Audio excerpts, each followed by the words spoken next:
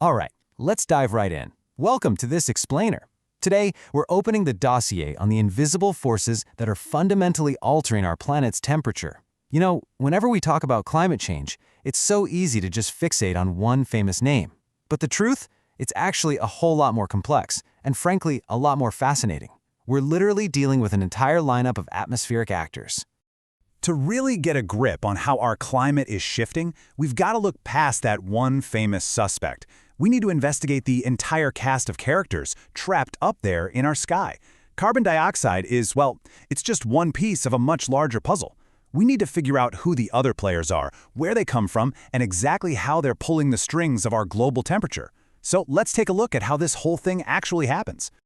Section 1. The scene of the crime, the greenhouse mechanism. Before we start profiling the gases themselves, we really need to examine the scene of the crime. The absolutely crucial point here is that these specific molecules are perfectly tuned to trap heat.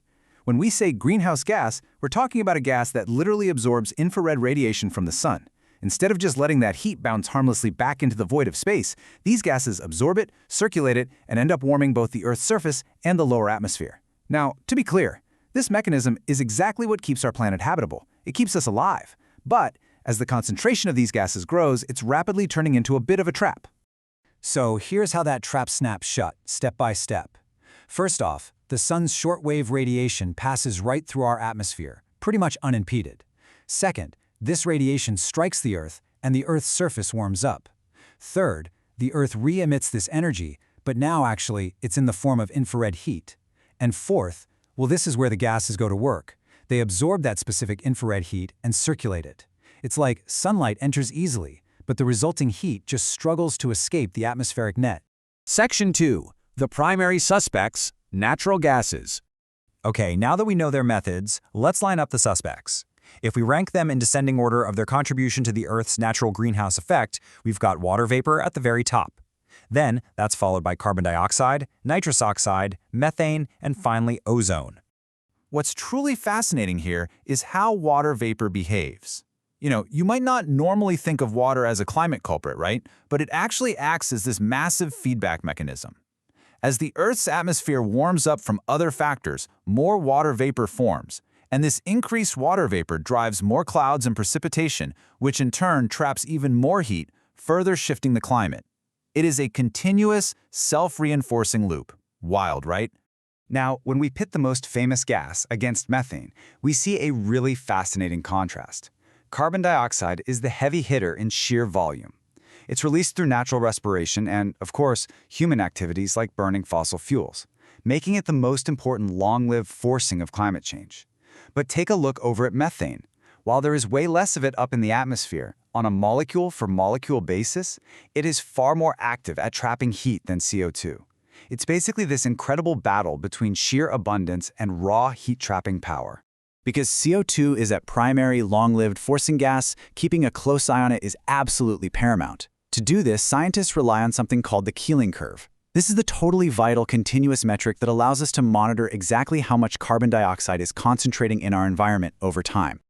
Moving on to Section 3, the potency factor, global warming potential.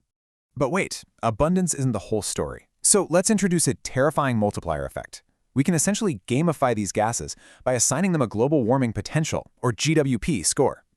This is based on exactly how much heat they absorb over a specific time horizon compared to our baseline. And that time horizon, it's crucial, because some gases dissipate quickly, while others will just sit there and trap heat in our atmosphere for thousands of years. Using carbon dioxide as our baseline of 1, methane jumps up to a GWP of 12. But then, get this, we skyrocket to nitrous oxides at an incredible 265. Keep in mind, nitrous oxides are largely driven by soil cultivation, things like the use of commercial fertilizers, as well as fossil fuel combustion. Just think about that for a second. One single molecule of nitrous oxide is out there doing the warming work of 265 molecules of CO2. Section 4. The synthetics, industrial superwarmers. Okay, now we really have to escalate this investigation. We're leaving the natural world behind and diving into the synthetics. We start with chlorofluorocarbons, or CFCs. These are completely synthetic compounds born entirely from industry. They are highly effective greenhouse gases, sure, but they also have a catastrophic side effect. They actively destroy our planet's protective ozone layer.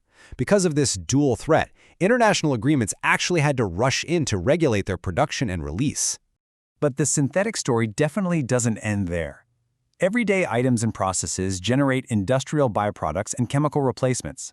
Perfluorocarbons, which are a byproduct of aluminum and semiconductor manufacturing, have a staggering GWP of 6,500. And hydrofluorocarbons, the stuff used in refrigerants and aerosols, they sit at an eye-watering 12,400. Let that sink in. We're now talking about gases literally thousands of times more potent than carbon dioxide. 23,500. Yes, you heard that right. That is the global warming potential of sulfur hexafluoride. It's a tracer gas used for leak detection and in electrical transmission equipment. Now, it's a highly specialized industrial gas, sure, but its capacity to trap heat is almost beyond comprehension when you compare it to our baseline CO2. Section 5. The dual nature. The ozone paradox. Before we wrap this up, we need to address one final, highly complex chemical: ozone. It's a triatomic form of oxygen, and it is a true paradox depending on where it happens to live. Down low in the troposphere, ozone is created by photochemical reactions involving human-made smog. Down here, it acts as a dangerous, warming greenhouse gas. But high up in the stratosphere, ozone is created naturally by solar ultraviolet radiation. Up there, its concentration forms the crucial ozone layer, acting as a shield that balances our planet's radiation. So down low, it's a threat, but up high, it's literally our protector. Section 6. The final verdict. We've reviewed the entire invisible lineup today, from the natural feedback loops of water vapor to staggering industrial synthetics, all the way to the dual nature of ozone. So I'll leave you with this final thought. Knowing that some of our industrial creations trap tens of thousands of times more heat than carbon dioxide, what steps must we take to clear the air? Carbon dioxide might be the most abundant, but it absolutely doesn't act alone. Understanding this entire lineup is the first vital step in figuring out how we alter our industrial footprint before our atmosphere reaches a breaking point. Thank you so much for joining me for this explainer, and hey, keep questioning what's in the air around you.